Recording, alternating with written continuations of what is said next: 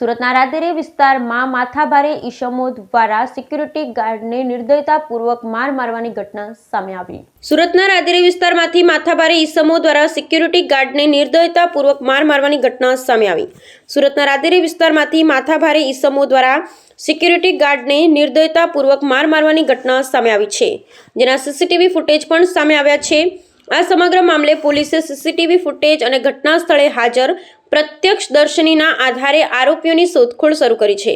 આ ઉપરાંત આરોપીની કારનો નંબર પોલીસ પાસે હોવાથી આરોપીઓને ઝડપથી શોધી કાઢવા મદદ પડશે.